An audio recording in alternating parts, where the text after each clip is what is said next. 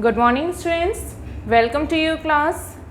ये चैप्टर हम इससे पहले भी पढ़ चुके थे। उस चैप्टर में आपने काफ़ी चीज़ें पढ़ी थी। मैं एक बार आपको रिकॉल करवा दे रही हूँ।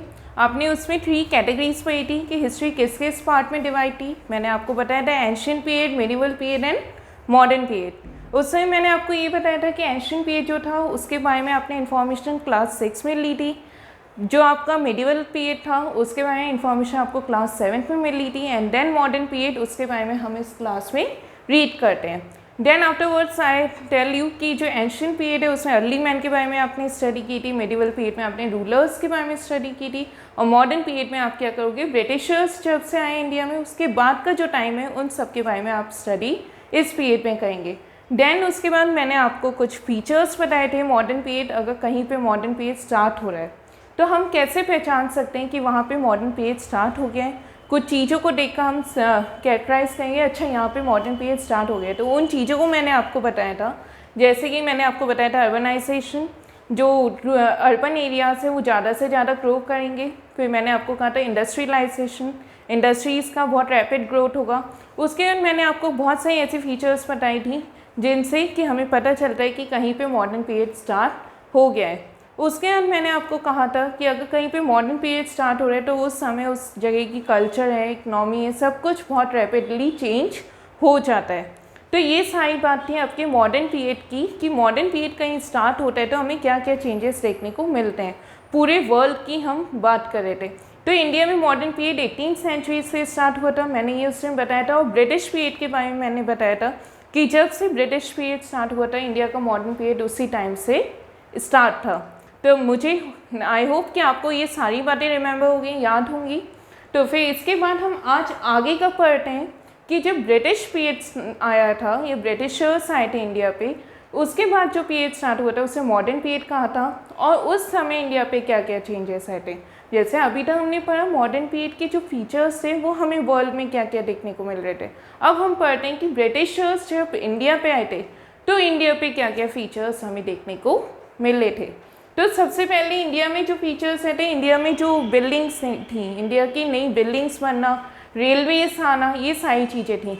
अब बात ये आती है कि ब्रिटिश पीरियड आया कैसे था, क्योंकि ब्रिटिशर्स पहले तो हमारे इंडिया में नहीं थे।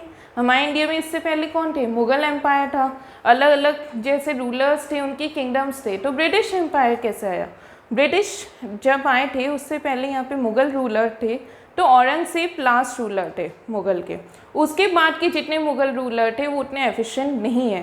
तो मैंने आपको एक टर्म उस दिन बताया था कि हम उस वजह से क्या टर्म यूज़ करते हैं, औरंगज़ेब के बाद जितने रूलर्स थे हम उनके लिए एक टर्म यूज़ करते हैं, लेटर मुग़ल्स। मैंने आपको उस दिन बताया था लेटर मुग़ल्स के बारे में। लेटर मुग़ल्स कौन थे, जो औरंगज़ेब के बाद आए थे। औरंगज़ेब के बाद के जितने रूलर्स आए थे उन्हें हम लेटर मुग़ल्स कहते हैं। और औरंगज़ेब की डेथ कब हुई थी, मैंने उससे आपको ये डेट भी बताई थी 1707 में। जब औरंगज़ेब की डेथ हुई थी 1707 में, उसके बाद के जितने रूलर्स थे मुग़ल एम्पायर के उन्हें हमने एक नाम से सिग्निफाई किया, लेटर मुग़ल, क्योंकि वो इतने एफिशिएंट नहीं थे, मतलब इतने कैपेबल नहीं थे कि वो अपने एम्पायर को रन कर सकें। अब क्या हुआ कि उनके बीच आपस में फ़ाइट होने लगी, आपस में लड़ाइयाँ होने लगी कि इस एम्पायर को हम देखेंगे कि तुम भी वो देखेंगे। करते करते क्या हुआ कि वो एम्पायर पूरी तरीके से टूट गया। इस सिचुएशन का पूरी तरीके से एडवांटेज किसने उठाया, इस सिचुएशन का पूरी तरीके से एडवांटेज ब्रिटिशर्स ने उठाया। वो यहाँ पे ट्रेडर्स की तरह आए थे।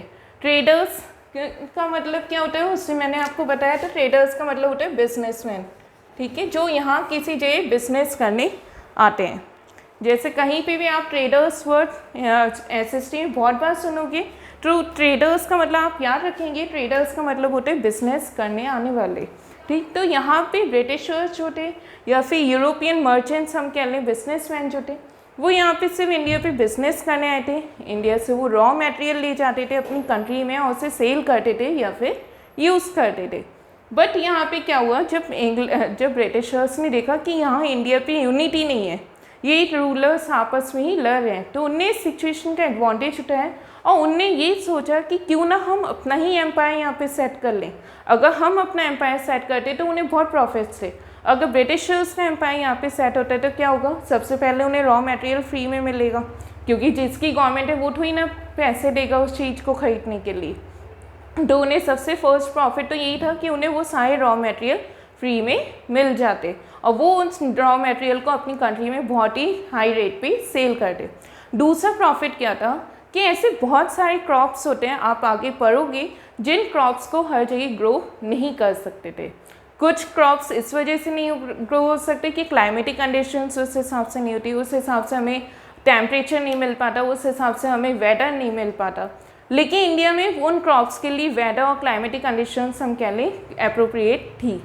तो एक तो ये रीज़न था। दूसरा ये था कुछ क्रॉप्स ऐसे भी थे जिन्हें अगर हम ग्रो करते हैं कहीं पे तो उस जगह की जो लैंड है वो पूरी तरीके से ख़राब हो जाती है। तो ब्रिटिशर्स ने सोचा क्यों ना वो क्रॉप्स अपनी कंट्री में ना ग्रो करके हम इंडिया में ग्रो करवाते हैं, जिससे कि हमारी कंट्री की लैंड ख़राब ना हो और इंडिया में हो जाए। वो इंडिया में हमें क्रॉप भी मिल जाए क्योंकि उनकी डिमांड उनकी कंट्री में बहुत थी। डिमांड मतलब किसी चीज़ को लोग ज़्यादा से ज़्यादा मांग रहे हैं, तो वो डिमांड उनकी कंट्री में थी भी बहुत, तो उनने उस वजह से भी इंडिया में कैप्चर करने या इंडिया में कंट्रोल करने की बात सोची। तो यहाँ तक मेरे ख्याल से आपको समझ में आ गया होगा कि औरंगजेब की डेथ के बाद ब्रिटिशर्स यहाँ पे सिर्फ रेड करने आए थे। जब उन्होंने देखा कि मुग़ल एम्पायर्स के बीच कोई यूनिटी नहीं है तो उनने सोचा कि यहाँ पे क्यों ना हम अपना एम्पायर सेट करें। तो सबसे पहले मैं आपको यहाँ पेज नंबर 9 पे यहाँ से चैप्टर्स टॉपिक हम पढ़ना स्टार्ट करें। पेज नंबर 9 टॉपिक है हमारा modern period in India. Modern period in India, modern period कहाँ पे? इंडिया पे, ठीक है। तो इंडिया हमारी कंट्री है, उसमें कैसे मॉडर्न पीरियड आया था हम उसकी बात करने जा रहे हैं। The end of the medieval period saw the disintegration of the Mughal empire after the death of Aurangzeb. Medieval period मैंने अभी आपको कहा था कि हमने 3 पीरियड्स पढ़े थे, ancient period, medieval period, modern period. जो मेडिवल पीरियड का एंड था उस समय औरंगजेब की डेथ हुई थी, तो फिर औरंगजेब की डेथ के साथ ही यहाँ पे क्या हुआ था? डिसइंटीग्रेशन। ये टर्म मैंने आपको लास्ट क्लास में समझाया था। डिसइंटीग्रेशन का मतलब होता है किसी चीज़ को हम डिवाइड कर देते हैं जब, तो फिर उस चीज़ को डिवाइड मतलब मुग़ल एम्पायर में जब औरंगजेब की डेथ हो गई थी उसके बाद का मुग़ल एम्पायर क्या हुआ? धीरे धीरे डिवाइड होना स्टार्ट हो गया। आफ्टर हिज डेथ इन 1707, मैंने आपको कहा ही कि औरंगजेब की डेथ कब हुई थी? 1707 में। मैंने आपको एक और बात बताई थी कि हिस्ट्री में हम जीरो नहीं पढ़ते। आप देखोगे हिस्ट्री में हम जीरो की जगह नॉट पढ़ते हैं, NOT नॉट, ठीक है। तो औरंगजेब की डेथ कब हुई थी? 1707 पे। इसको हम नॉट से डिनोट करते हैं जीरो को। The Mughal empire went into rapid decline, decline मतलब होता है गिरना। तो फिर जब औरंगजेब की डेथ हो गई थी उसके बाद जो मुग़ल एम्पायर था वो बहुत ही तेज़ी से गिर रहा था। मतलब औरंगजेब की डेथ के बाद मुग़ल एम्पायर फिर और नहीं रह सका और बहुत तेज़ी से वो डाउनफॉल उसका होने लगा। It was followed by decentralisation of power. मैंने उससे आपको डिसेंट्रलाइजेशन के बारे में भी बताया था। डिसेंट्रलाइजेशन क्या होता है? जब हम पावर्स को डिवाइड कर देते हैं। पावर मतलब कोई अथॉरिटी है किसी के पास, एक पर्सन है। फॉर एग्जांपल आप मानिए कि एक कोई कंपनी है, उसका एक मैनेजर है ए, अब उसके पास सारी पावर्स है उस कंपनी की, बट हम इसे हम सेंट्रलाइजेशन कहें। अब डिसेंट्रलाइजेशन का मतलब क्या है कि हमने इस मैनेजर के साथ एक और मैनेजर या एक और उसके नीचे मैनेजर बैठा दिया जो उसे असिस्टेंट मैनेजर फॉर एग्जांपल। अब जो पावर्स हैं वो पावर क्या होगी? डिवाइड हो गई। अब जो अथॉरिटी इसके पास सिंगल था, पहले ये था अकेले, तो इसके पास सारी अथॉरिटी थी। अब वो अथॉरिटी क्या हो जाएगी? कुछ अथॉरिटी इसे भी मिलेगी, कुछ पावर्स इसे भी मिलेंगी। तो इस प्रोसेस को हम क्या कहते हैं? Decentralisation of powers. मतलब जब पावर्स का डिवाइड हो जाना होता है तो इसे हम डिसेंट्रलाइजेशन ऑफ पावर कहते हैं। ये टर्म आप एक बार और नेक्स्ट 10th क्लास में भी आप पढ़ेंगे, तो इस टर्म को आप ध्यान रखिए क्योंकि तब आपको ये आना चाहिए। And the emergence of a number of smaller states. अब जब पावर जो था वो डिवाइड हो गया तो फिर छोटे छोटे स्मॉलर स्टेट्स के तरह कुछ स्टेट सामने आने लगे। मीन्स अब अभी तक क्या था कि मुग़ल एम्पायर था, मुग़ल एम्पायर पूरे इंडिया में रूल करता था, ये बात हमें पता है। तो मुग़ल एम्पायर के समय क्या था कि पूरा इंडिया एक जगह से कंट्रोल हो रहा था। मुग़ल डायनेस्टी का जो भी एम्परर होता था, जो भी रूलर होता था, औरंगजेब हैं, जो भी थे, तो फिर उनकी तरफ से ये पूरा कंट्रोल होता था। लेकिन अब क्या हुआ? ये पावर जो है वो डिवाइड हो गई।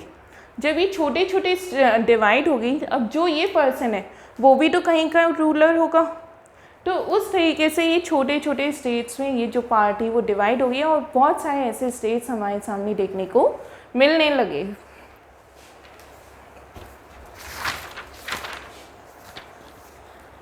The later Mughal rulers did not have the capabilities needed to hold this vast empire together। मैंने अभी आपको बताया कि लेटर मुगल्स कौन थे? जो औरंगज़ेब के बाद आए थे उन्हें हम लेटर मुगल्स कहते थे, और वो इतने कैपेबल नहीं थे या फिर इतने ज़्यादा उनके पास पावर नहीं थी हम कह सकें, या एफिशिएंट नहीं थे। क्योंकि अगर कोई रूलर है तो उसके लिए क्या चाहिए कि वो अपनी किंगडम को कैसे मेनटेन करता है, अपनी किंगडम में सारे लोगों की प्रॉब्लम्स कैसे सुनता है, उनकी प्रॉब्लम सॉल्व कैसे करता है, अपनी किंगडम की इकनॉमी कैसे मेंटेन रखता है, सब चीज़ें उसको आनी चाहिए। तो उसी तरीके से हम कह लें लेटर मुगल जो थे, औरंगज़ेब के बाद जो रूलर्स आए थे वो इतने कैपेबल नहीं थे, वो ये नहीं जानते थे कि कैसे करके किंगडम को रन कराना चाहिए। इस वजह से क्या हुआ कि उनके इस फॉल की वजह से जो ये किंगडम था ये पूरी तरीके से ब्रेक होने लगा। Is it clear? The later Mughal rulers, yes ये लाइन हो चुकी थी। Powerful new kingdoms were established by the Marathas and Sikhs. अब जो हुआ क्या हुआ कि ये जब किंगडम टूटने लगे, मैंने अभी आपको कहा छोटे छोटे स्टेट्स में हमें किंगडम दिखने लगे। अब ये किंगडम के साथ क्या हुआ कि ये जो किंगडम्स थे इनमें से दो किंगडम सबसे ज़्यादा टॉप पे आए। मतलब अब हम देखते हैं अगर कोई पर्सन कोई बिजनेस अगर हट रहा है, अगर टूट रहा है, तो कोई ना कोई और दूसरा बिजनेस उसकी जगह ग्रो अप कर जाता है। उसी तरीके से जब ये किंगडम्स टूटने लगे तो इनकी जगह क्या हुआ कि इनकी जगह दो और किंगडम्स ने प्लेस ले ली। इनका दो और किंगडम्स ने इनकी जगह आ गए थे। वो दो किंगडम्स किसके थे? मराठा के थे और सिख के थे। तो इसके आगे का मराठास और सिख के बारे में और भी पढ़ेंगे आप इस चैप्टर में, क्योंकि ब्रिटिशर्स की जो वॉर थी वो मराठास के साथ और सिख्स के साथ भी हुई थी। तो इस चैप्टर में फर्दर इनके बारे में भी पढ़ेंगे। तो फिर यहाँ पे हमने सिर्फ इतना ही देखा कि जब ये किंगडम्स ब्रेक होने लगे उसके बाद मराठा और सिख भी आ गए थे यहाँ पार पे, कुछ जगह इनको जगह दी गई थी। The rulers of Hyderabad, Awadh, Bengal and Karnataka ruled independently over their provinces. Provinces क्या होते हैं? एरियाज, रीजन्स, ठीक है। जो प्रोविंसेस होते हैं उसका मतलब क्या होता है? रीजन्स हो गया, एरियाज हो गया, इनको कहते हैं हम प्रोविंसेस। कोई एरिया है, कोई रीजन है, उसको हम प्रोविंसेस कहते हैं। तो फिर जो हैदराबाद के, अवध के, बंगाल के, इन सब के कर्नाटक हो गए। ये कर्नाटक जगह का जो उस समय पार्ट थी, उस समय हमारे इंडिया में इतने स्टेट्स ग्रो नहीं कर रहे थे, तो वे उस समय इतने स्टेट्स या इतने डिस्ट्रिक्ट नहीं थे, तो हम कई बार जॉइंटली किसी प्लेस को हम एक ही नाम देते थे, ठीक है। तो उसी तरीके से हैदराबाद हो गया, हमारा अवध हो गया, हमारा बंगाल हो गया, इन सब में जो रूलर्स थे या इन सब में जो भी किंग थे वो खुद ही रूल करते थे, वहाँ पे इंडिपेंडेंटली रूल करते थे। इंडिपेंडेंटली मतलब वो खुद ही ऑर्डर देते थे, अपनी जगह को खुद कंट्रोल करते थे, वो किसी के अंडर वर्क नहीं करते थे। These new powers constantly fought for supremacy among themselves। Supremacy का मतलब क्या होता है? सुपीरियर वर्ड आपने कई बार सुना होगा, अदरवाइज सुप्रीमेसी का मतलब होता है कि सुपीरियर मतलब जैसे कि किसी जगह सबसे ऊपर हायर पोस्ट को या हायर अथॉरिटी को या ज़्यादा पावर को होल्ड करना, तो उसे सुप्रीमेसी कहते हैं, ठीक है। तो फिर ये सुप्रीमेसी के लिए क्या हुआ कि अभी हमने पढ़ा जैसे कि अवध हो गया, बंगाल हो गया, इन सब में जो रूलर्स थे वो इंडिपेंडेंटली अपना रूल कर रहे थे। अब इन लोगों के बीच लड़ाई होनी स्टार्ट हो गई। तो हम देख रहे हैं कंडीशन, सभी आप देख रहे हो कंडीशन कैसे कर राइज करी, जिससे कि ब्रिटिशर्स यहाँ पे आकर अपना किंगडम जो है उनने वो सेट किया था। तो हमने अभी तक पढ़ा कि यहाँ पे अलग अलग किंगडम्स थे, अलग अलग रूलर्स थे, वहाँ पे रूल कर रहे थे। अब इन रूलर्स के बीच क्या हुई? लड़ाई स्टार्ट हो गई। क्यों लड़ाई हो रही थी? क्योंकि ये चाह रहे थे कि हमें और ज़्यादा एरिया मिले। हर रूलर चाहता था कि मेरा जो एरिया है वो एरिया एक्सटेंड कर सकूँ मैं। तो इस वजह से वो दूसरे किंग से लड़ता था, दूसरे किंगडम में जाकर वो अटैक करता था, और लड़ाई के बाद अगर वो जीत जाता था तो उसका एरिया जो होता था वो एक्सटेंड हो जाता था, बढ़ जाता था। उसी तरीके से इनके बीच भी लड़ाई स्टार्ट हो गई। ये चाहते थे कि हमें ज़्यादा से ज़्यादा पावर मिल जाए, हमें ज़्यादा से ज़्यादा अथॉरिटी मिल जाए। इस वजह से इनके बीच क्या हुई? लड़ाई स्टार्ट हो गई। और इस बात का फ़ायदा किसने उठाया? इस बात का फ़ायदा ब्रिटिशर्स ने उठाया। Europeans had entered India as traders. उस समय, अब ये दूसरी सिचुएशन आपको वो दूसरी तरफ की बताएं। उस समय जब इनके बीच लड़ाई हो रही थी, उस समय क्या हुआ कि यूरोपियंस जो थे, ये आपने लास्ट क्लास में पढ़ा था कि जो ब्रिटिशर्स, जो यूरोपियंस जैसे इंग्लैंड, फ्रांस, हॉलैंड, इन सब में से ब्रिटिशर्स या इंग्लैंड ने यहाँ पे कंट्रोल करना स्टार्ट किया था, उन्हें मिला था ये अथॉरिटी। तो उसी वक्त यूरोपियन जो थे इंडिया में एंटर हुए थे, किस बेसिस में? As a traders. ट्रेडर्स कौन होते? बिजनेसमैन। तो यूरोपियंस यहाँ पे कैसे एंटर्ड हुए थे? यूरोपियंस यहाँ पे बिजनेस करने के लिए एंटर हुए थे and had established their trading post. और यहाँ पे उन्होंने क्या इस्टेब्लिश कर लिया था? यहाँ पे इस्टेब्लिश मतलब किस चीज़ को बना लेना। तो इस्टेब्लिश क्या कर लिया था? अपना ट्रेडिंग पोस्ट। ट्रेडिंग पोस्ट मतलब जहाँ से वो बिजनेस स्टार्ट करते थे। जैसे कि आप देखते हैं कुछ जगह होती हैं ऐसी जहाँ पे जनरली हम देखते हैं कोई सामान, कोई बिजनेस कर रहा है, वो किसी एक चीज़ को ऐसे बना लेते हैं कि वहाँ से वो सामान लेना या जो भी इंपोर्ट एक्सपोर्ट का काम है वो वहीं से कर रहे हैं। उसी तरीके से इन ट्रेडर्स ने क्या किया? कुछ ट्रेडिंग पोस्ट बना लिया था। जैसे ये फॉर एग्जांपल आपके इस वक्त बुक में नहीं गिवन है, मासुलीपट्टनम था, सूरत था, ऐसे काफ़ी स्टेट्स को उनने, ऐसे काफ़ी प्लेसेस को उनने बना लिए थे, एरियाज़ को उनने बना लिए थे। उसी तरीके से ये ट्रेडिंग पोस्ट बन गए थे जहाँ से वो बिजनेस अपना करते थे।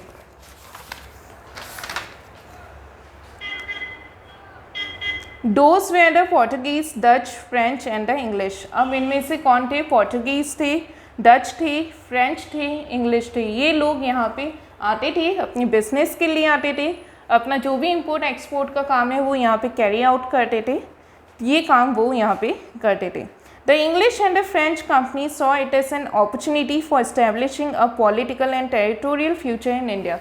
अब क्या हुआ? मैंने अभी आपको कहा कि इन लोग जिस वक्त यहाँ पे आते थे, ये ट्रेडर्स जिस वक्त इंडिया में एंटर हो रहे थे, उस वक्त इंडिया में पहले से ही फाइट चल रही थी, इंडिया में पहले से ही लड़ाई चल रही थी। रूलर्स एक दूसरे से लड़ रहे थे कि यहाँ पे हमारा कब्जा हो, यहाँ पे इतना एरिया हमें मिल जाए या इतना एरिया हमें मिल जाए। तो जब रूलर्स लड़ रहे थे, क्या होता है, हमेशा अगर कोई फाइट करे तो उसमें फ़ायदा किसका होता है? थर्ड पर्सन का होता है। तो उसी तरीके से ये जब रूलर्स यहाँ पे फाइट कर रहे थे, ये यहाँ पे आए। इन लोगों ने देखा कि जो ब्रिटिशर्स थे या फिर हम कह लें जो इंग्लिश थे और फ्रेंच थे, उनने देखा यहाँ पे ये अपॉर्चुनिटी बहुत बढ़िया है, अगर हम इंडिया पे कंट्रोल कर लेते हैं तो हमारे फ्यूचर में हमें रॉ मटेरियल की कभी भी नीड होगी, वो हमें फ्री ऑफ कॉस्ट प्रोवाइड होगा। और इंडिया में रिसोर्सेज बहुत है, मतलब इंडिया में चीज़ें बहुत थी, रिसोर्सेज जो हमारी ज़रूरतों को, कोई भी चीज़ ऐसी हो जो हमारी नीड्स को फुलफ़िल करे। तो उनने देखा इंडिया पे रिसोर्सेज बहुत है, हमें फ्री ऑफ कॉस्ट सारे रिसोर्सेज मिलेंगे, तो उनने सोचा कि क्यों ना हम इंडिया पे ही अपना कंट्रोल इस्टेब्लिश कर लें। फिर क्या हुआ? This led to the beginning of the Anglo French rivalry which ended with the establishment of British dominion. इस वजह से क्या हुआ? अब जो इंग्लिश था और फ्रांस थे, जो फ्रांस से लोग आए थे और इंग्लिश, उन दो ट्रेडर्स के बीच में लड़ाई स्टार्ट हो गई, उन दोनों ग्रुप्स के बीच लड़ाई स्टार्ट हो गई कि कौन इंडिया पे कंट्रोल कर लेगा। और इस वॉर को हमने क्या कहा था? Anglo French. इस वॉर को हमने क्या कहा? Anglo French. Anglo French revelry, ये वॉर स्टार्ट, मतलब इन लोग के वॉर नहीं कह सकते हम, एक फाइट स्टार्ट हो गई थी इन लोग के बीच कि इंडिया पे कंट्रोल कौन करेगा। और इसमें कौन विन किया? इसमें विन करा इंग्लिश ने, मतलब ब्रिटिशर्स ने विन किया, और उसके बाद ब्रिटिशर्स का यहाँ पे इंडिया पे कंट्रोल हो गया था। By 1763 the French were almost dislodge from India. Dislodge मतलब पूरी तरीके से हट जाना। 1763 के टाइम तक ऐसा देखा गया कि फ्रांस जो था वो पूरी तरीके से इंडिया से वैनिश हो गया था, पूरी तरीके से इंडिया से गायब हो गया था। After the defeat of the Maratha armies at the hands of the Afghan invaders at the Third Battle of Panipat near Delhi in 1761, the British gained supremacy in India। अब क्या हुआ? यहाँ पे हमने दो ग्रुप्स पढ़े थे, मराठास एंड सिख्स। तो ये जो मराठास थे ये किससे हार गए थे? ये मराठा हार गए थे अफगानी से। जो अफगान से जो ट्रेडर्स आए थे, या हम कह लें अफगान से जो रूलर्स आए थे यहाँ पे फाइट करने मराठास से, उनसे मराठास हार गए थे। इस वॉर को हमने क्या कहा था, बैटल ऑफ पानीपत। जो ये वॉर हुई थी उसे हमने बैटल ऑफ पानीपत कहा था। और ये जो हारे थे वो किस वॉर पे हारे थे, किस बैटल पे, थर्ड बैटल ऑफ पानीपत, जो कि हमारे दिल्ली में हुआ था 1761 के ईयर में हुआ था battle of Panipat, third battle of Panipat. उसमें मराठास हार गए थे और जीता कौन था, अफगान जीते थे। और यहीं से जो इंडिया पे ब्रिटिशर्स का कंट्रोल था वो स्टार्ट हो गया था। The British then concentrated on the gradual expansion of the Indian territory, beginning with Bengal in the Battle of Plassey in 1757 and the Battle of Buxar in 1765. तो Britishers ने क्या किया, ब्रिटिशर्स ने फिर उन्हें हराया, मतलब मराठास काफ़ी कंट्रोल पावर में थे, वो ब्रिटिशर्स इन्हें उतना नहीं हरा पाए थे, तो वो काम अफगान ने कर दिया। और इस सिचुएशन का एडवांटेज लेकर ब्रिटिशर्स ने इंडिया पे अपना जो कंट्रोल था वो इस्टेब्लिश करना स्टार्ट कर दिया। ब्रिटिशर्स ने सबसे पहले कंट्रोल अपना किस रीजन से स्टार्ट किया था, बंगाल से स्टार्ट किया था। सबसे पहला जो बैटल हुआ था ब्रिटिशर्स के साथ वो हुआ था battle of Plassey. Battle of Plassey आप आगे पढ़ोगे, सिराजुद्दौला इन सब के साथ हुआ था। उसके बाद बैटल ऑफ बुक्सार हुआ और इनके साथ ही धीरे धीरे करते करते ब्रिटिशर्स बंगाल से पूरे इंडिया पे अपना कंट्रोल एक्सपेंड करते जा रहे थे, बढ़ाते जा रहे थे। Now come to the third paragraph, the British East India company. एक और बात थी, जो ब्रिटिशर्स थे वो जो कंट्रोल करते या उनकी जो एक हम कह लें गवर्नमेंट थी, उसे हम इंग्लिश ईस्ट इंडिया कंपनी के नाम से जानते हैं। आप हिस्ट्री में जब भी ब्रिटिशर्स का पढ़ोगे तो आप ब्रिटिशर्स की जगह जनरली आप English East India Company word पढ़ेंगे, इंग्लिश ईस्ट इंडिया कंपनी। तो आप ये वर्ड जनरली पढ़ेंगे, इंग्लिश ईस्ट इंडिया कंपनी। तो फिर आप समझेंगे यहाँ पे हम ब्रिटिशर्स को ब्रिटिशर्स को हम डिनोट कर रहे हैं अगर हम English East India Company word को यूज़ कर रहे हैं। The British East India Company now directly administered many parts of India. अब British English East India Company क्या कर रही थी, डायरेक्टली इंडिया के काफ़ी पार्ट्स को वो कंट्रोल कर रही थी। और जिन पार्ट्स को डायरेक्टली नहीं कंट्रोल करती थी, कई बार वो इनडायरेक्टली कंट्रोल करती थी। अब डायरेक्टली और इनडायरेक्टली क्या होता है, डायरेक्टली मतलब कहीं पे तो उनकी खुद की गवर्नमेंट थी, और इनडायरेक्टली मतलब वहाँ पे जो रूलर था, कोई एरिया है, मान लीजिए हम कोई भी एरिया कंसिडर करें, उस एरिया पे कोई रूलर है जो रूल कर रहा है, बट उसकी जो डील है या उसका एक एग्रीमेंट ब्रिटिशर्स के साथ है, तो एक तरीके से वो इनडायरेक्टली ब्रिटिशर्स का ही कंट्रोल है कि रूलर दिख तो रहा है लेकिन एक्चुअली जो लॉ एंड ऑर्डर है वो किसके हिसाब से, ब्रिटिशर्स के हिसाब से। In other cases it had entered into treaty agreements with the native rulers. तो यहाँ पे वही बात की गई है कि कुछ जगह तो वो डायरेक्ट रूल करते थे ब्रिटिशर्स ने कि हमारी गवर्नमेंट है, यहाँ पे हमारी रूल्स चलें। कुछ जगह उनने कुछ एग्रीमेंट्स कर रखे थे रूलर्स के साथ, या फिर वहाँ पे जो भी किंग होते थे उनसे कुछ एग्रीमेंट कर देते थे कि अच्छा आप इतना टैक्स आप रखोगे, इतना टैक्स हमें दोगे, या फिर ये लॉ एंड ऑर्डर हमारा इम्पोज होगा। उसके बाद कुछ इस तरीके से मतलब इनडायरेक्टली वो वहाँ पे भी अपना जो लॉ एंड ऑर्डर या अपनी जो डिसीजंस हैं वो फोर्सफुली इम्प्लीमेंटेड करते थे। तो इस तरीके से ब्रिटिशर्स जो थे वो हर जगह इंडिया में लगभग पार्ट में डायरेक्टली और इनडायरेक्टली उनका रूल था। After 1818 when the last Maratha war ended, the British were complete masters of India। 1818 के बाद क्या हुआ कि जो ब्रिटिशर्स थे वो पूरी तरीके से मराठास को हराने के बाद मराठाओं के साथ ब्रिटिशर्स की आखिरी वॉर जो थी वो 1818 में हुई थी। 1818 के बाद ब्रिटिशर्स पूरी तरीके से इंडिया पे अपना कंट्रोल सेटअप कर चुके थे और काफ़ी पावरफुल पोजीशन में आ गए थे। मतलब मराठाओं को जब उनने पूरी तरीके से हरा दिया था तो ब्रिटिशर्स की पोजीशन काफ़ी अच्छी हो गई थी। जो मराठास थे वो वॉर में लगभग वॉर में हार गए थे। ये बात आप आगे पढ़ोगे कि मराठास का मेनली जो हारने का, मैं आपको एक छोटा सा हिंट दे देती हूँ, जो मराठास का हारने का मेन रीज़न था वो उनकी फैमिली प्रॉब्लम्स ही थी, क्योंकि उनकी फैमिली में यूनिटी नहीं थी। तो वो अपने आपस में फैमिली में काफ़ी बार उनकी फ़ाइट रहती थी, इस वजह से ब्रिटिशर्स से वो हार गए थे। Within 100 years, they had moved from being mere traders to being the rulers of the Indian subcontinent। इन सब केसेस में मतलब एक तरीके से ब्रिटिशर्स एक ट्रेडर्स की तरह आए थे इंडिया पे, एक ट्रेडर्स एक बिजनेसमैन की तरह इंडिया पे आए थे और उसके बाद वो इंडिया को कंट्रोल करने लगे थे। इन सब प्रोसेस में उन्हें लगभग 100 ईयर्स लग गया था कि पूरे इंडिया में कंट्रोल सेटअप करने उन्हें पूरा 100 ईयर्स लगा था।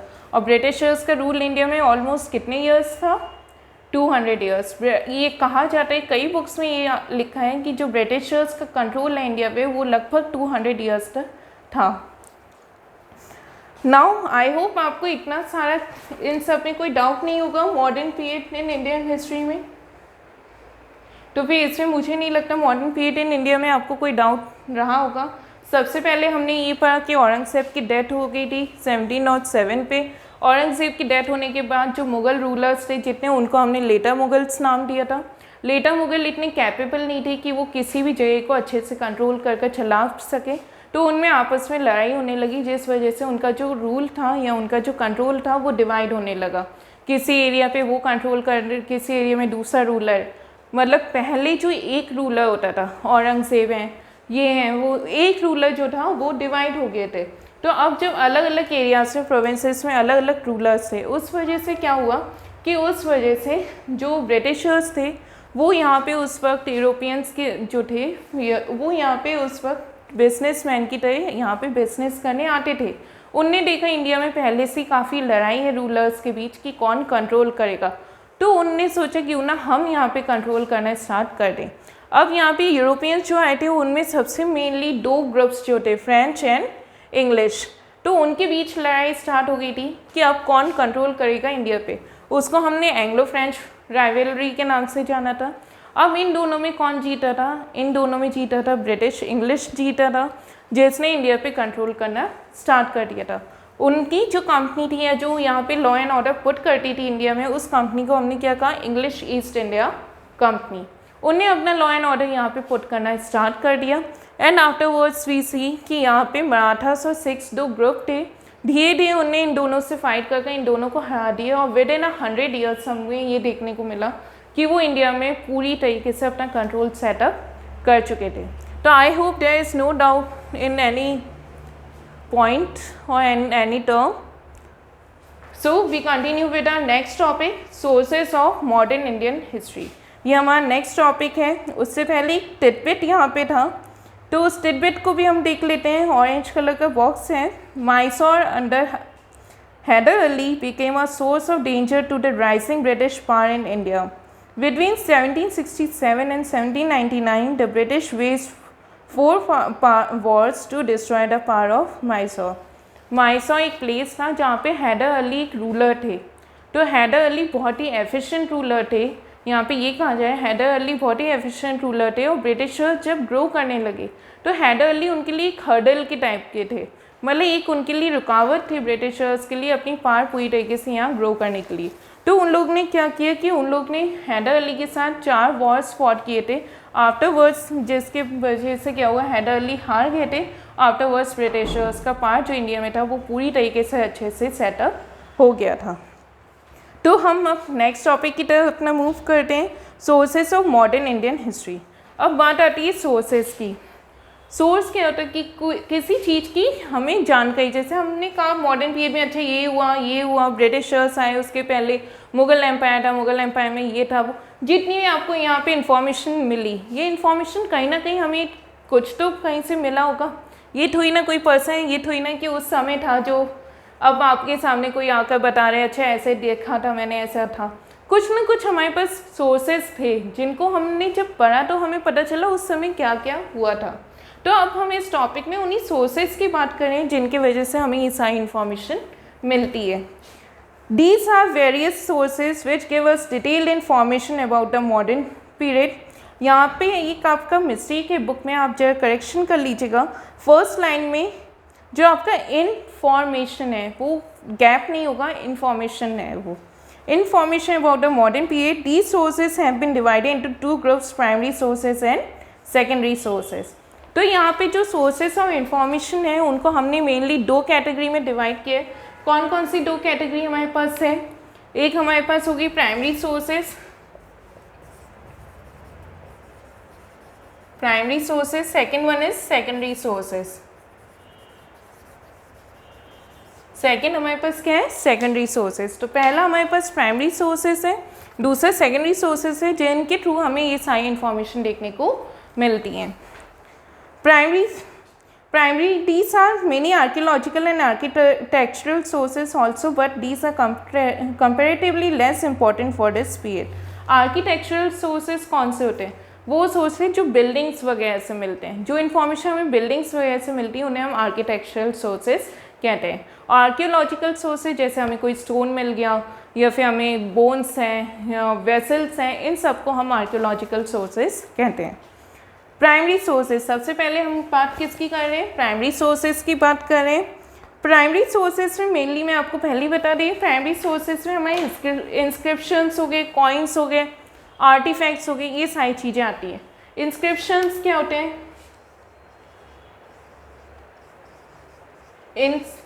इंस्क्रिप्शंस क्या होते हैं? जो हमारे पास रिटन मटेरियल होता है, चाहे वो किसी पत्थर पे लिखा हो, रॉक्स पे लिखा हो, किसी प्लेट पे लिखा हो, किसी मटेरियल में लिखा हो, वो सारे रिटन मटेरियल को हम इंस्क्रिप्शंस कहते हैं. कॉइन्स आप समझ ही गए कि हर एक रूलर जो होता है वो अपने समय कुछ डिफरेंट कॉइन चलाता है. ये काफ़ी बार देखा गया, जैसे मोहम्मद बिन तुगलक ने चेंज कर दिया था कॉइन, ऐसे काफ़ी रूलर्स कॉइन्स चेंज कर देते हैं. तो उन कॉइन्स के बारे में स्टडी कर लिया हमने, या फिर हम इंस्क्रिप्शंस के बारे में स्टडी करते हैं, या फिर हम कोई आर्टिफैक्ट मतलब कोई चीज़ जो उस समय ऐसे यूज हो रही हो, तो उन चीज़ों को पढ़कर हम उस बारे में इंफॉर्मेशन उस समय के बारे में ले सकते हैं. Under primary sources literary and artistic proof such as books, paintings, official records and survey reports are included.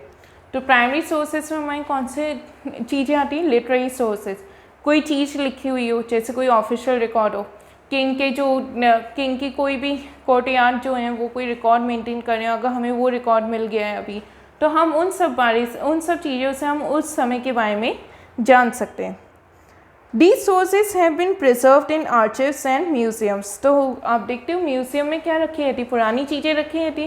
तो ये सारी चीज़ें जो हैं वो हम आर्चिव्स मतलब या तो आर्कियोलॉजिकल जो होते हैं आर्कियोलॉजिस्ट जो उनके ऑफिस होते हैं या तो वहाँ पे हम अच्छे से रखते हैं या फिर म्यूज़ियम्स में रखते हैं, जिससे कि ये हमारे पास जो इन्फॉर्मेशन है वो हमारे पास हमेशा उसी कंडीशन में मेंटेन रह पाए.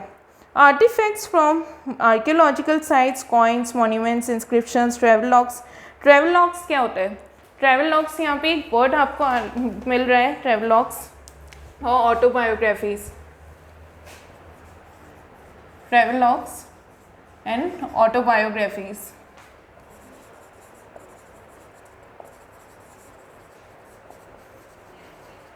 ये दो वर्ड आपको मिल रहा है. आई होप कि आपको शायद इसका मीनिंग नहीं पता होगा.